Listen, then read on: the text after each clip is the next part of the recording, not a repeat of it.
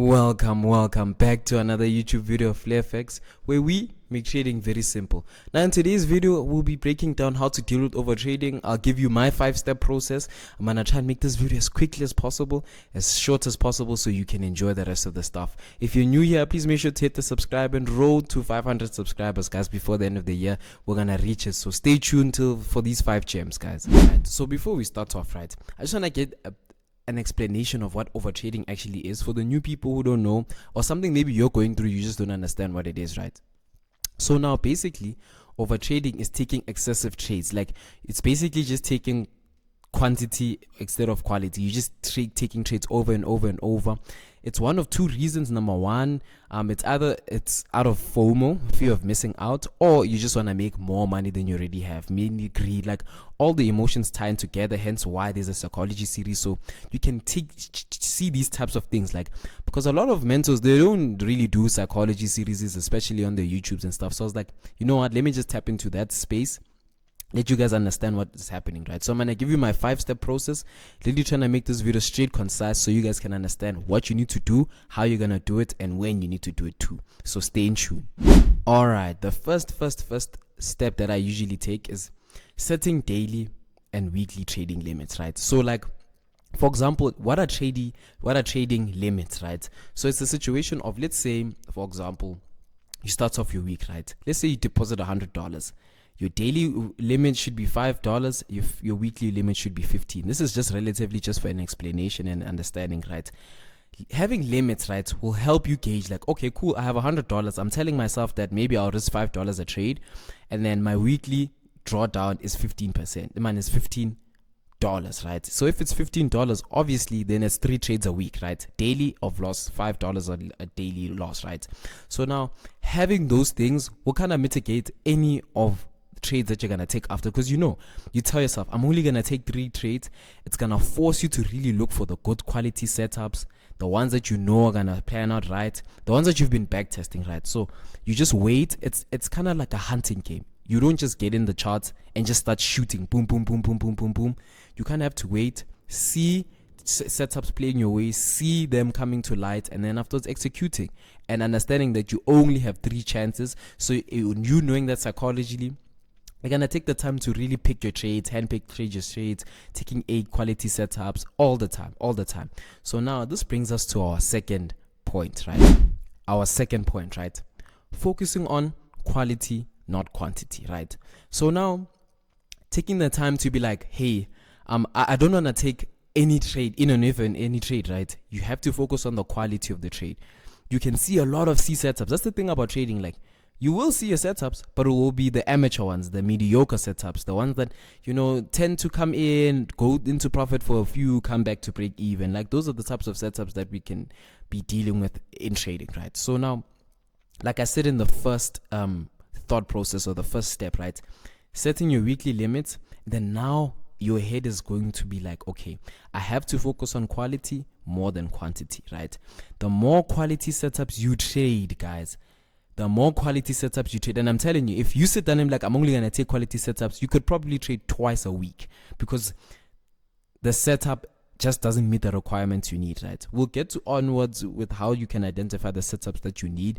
It's solely based on subjective, on the trading system that you use, right? So if it's an order block, if it's a flag pattern, if it's a ball listing plans, like, I know everybody uses supply and demand as well. So it's like, it really depends on your trading setup, but focusing on quality more than quantity is really going to change and elevate your trading career, because you're not just going to be taking any shots. You're going to be taking shots that are going to be headshots straight into profits, right? So now moving on to the third one, right, using a trading plan and actually sticking to it, right?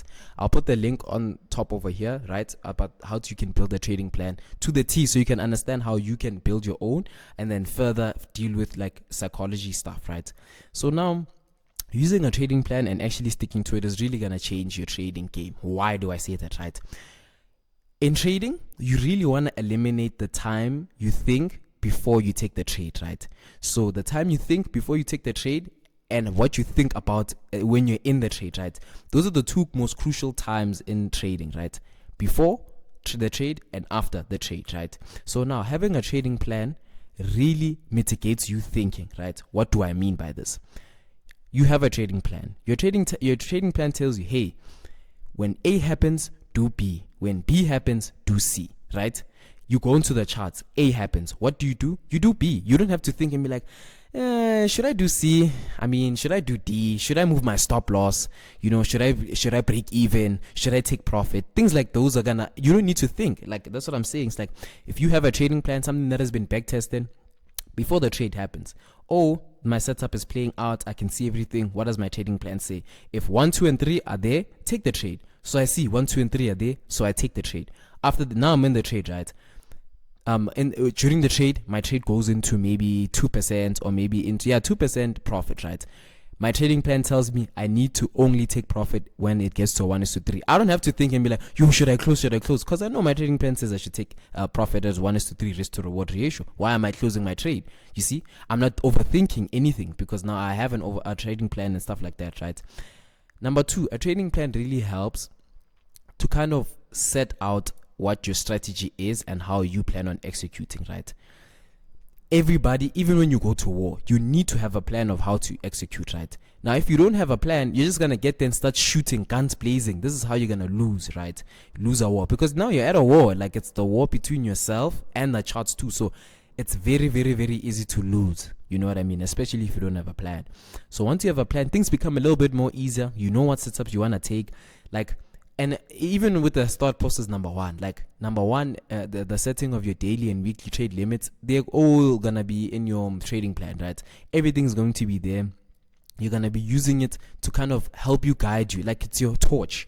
Like, your trading plan is your torch into success, your trading consistency, right? So take it to heart, use it properly, try it up, take the time. Maybe even if it's 3 days to build your own trading plan. Like I said, there is the link in my bio. You can check it out, and then the link, it will be placed on top over here for how you can build your own trading plan. Now let's move on to the 4th thought process of how you deal with overtrading. All right, number 4, right? Monitoring your trading psychology. So now a lot of people are like, what do you mean monitor your trading psychology? I think this is where things get boring, especially in trading, because you have to do consistently like a revaluation of what you're thinking, right? The thing is, when you're thinking, you don't know you're thinking until you know you're thinking, right? So now with monitoring your trading psychology, things like journaling will really help, meditation, because you need to understand, what am I scared? Am I fearful? Like, it's a totally different game now when you can tell yourself that, hey, I want to take this trade because I feel like I'm going to miss out on it. That's where things change, guys, because now it's like, what did I just tell myself that, like, I can tell that I want to take like, you want to overtrade, or this thing, you want to take it because of FOMO, right?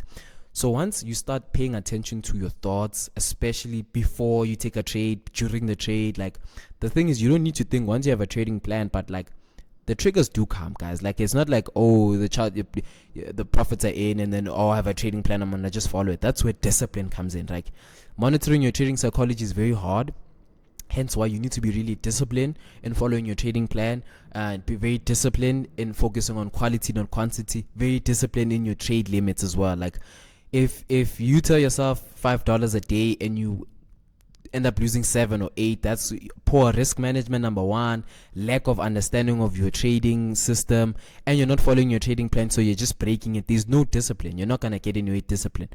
We can even remove trading out of the picture, guys. Whether it's gym, whether you're in a relationship, like, there's something that requires you to be disciplined, right? Hence why I always teach my clients that, like, being disciplined outside of trading, whether it's gym, whether it's reading books, whether it's playing PlayStation, like, something that you do, you have to consistently do it the right way for you to do other things consistently the right way. You get what I mean? So it really takes time to get to that point, but once you have it for life. You get what I mean? So now let's move over to the 5th thought process of how to deal with overtrading, because a lot of people have been interested.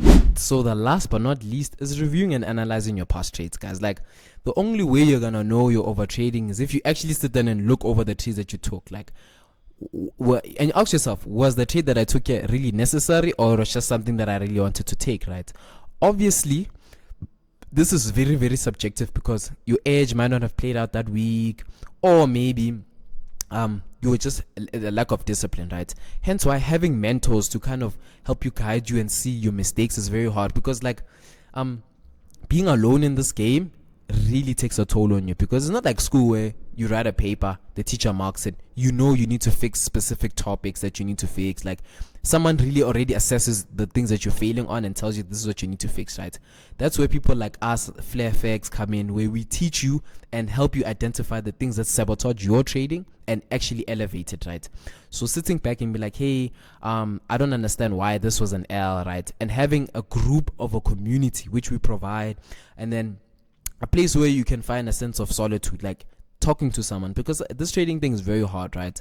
But now, coming into the fifth point, like reviewing and analyzing your past trades, taking the time to be like, what caused this? Like, even your winners, like a lot of people win and be like, yeah, take profit hit, I'm done. Like, take the time to go over that trade over and over and be like, what did I do in this trade, right? And how can I consistently do this in my next trades? What did I follow? What time did I take the trade? What day of the week was this? You get what I mean? Obviously, it's very subjective. It's not always going to be the same, but having that understanding over some time, over data, you see that, hey man, maybe you're good in New York session, like London session always kills you, right?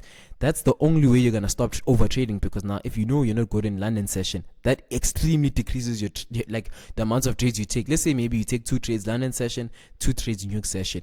You realize that London session is nonsense for you, so you start trading New York session, then your trades overall decrease. Like, the thing with a lot of people, they look at trading at a very they don't look at it like a long-term perspective, right?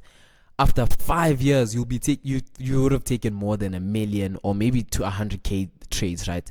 And if you don't take the time to use that data, because that's the data that's going to help you, like literally going back, and that's the thing I didn't realize, like going back and sitting and be like, okay, I took this trade because of 1, 2, and 3. Did I follow my thing? Did I do my thing? Did I do this? Did I do that? And then it makes you realize that, hey man, like, you actually don't know what you're doing until you go over it, because nobody's gonna help, because nobody's gonna save you but yourself. So yeah, if any of you guys are interested in the mentorship or getting funded and trading with us in the group, because the group is getting bigger and bigger every day, guys. So people are making money, people are making withdrawals. Please just make sure to hit the link in my description. The mentorship is already there. Just shoot me a text and we'll communicate, go on a call, so I can explain how we do these things over here on FlareFX. But at the end of the day, guys, thank you for watching till the end. Get this video to 15 likes like the last one. For psychology episode number 3, I'll be going over different types of psychology. I'm trying to introduce different types of concepts in this thing, so let's just grow, guys. Road to 1,000 subscribers.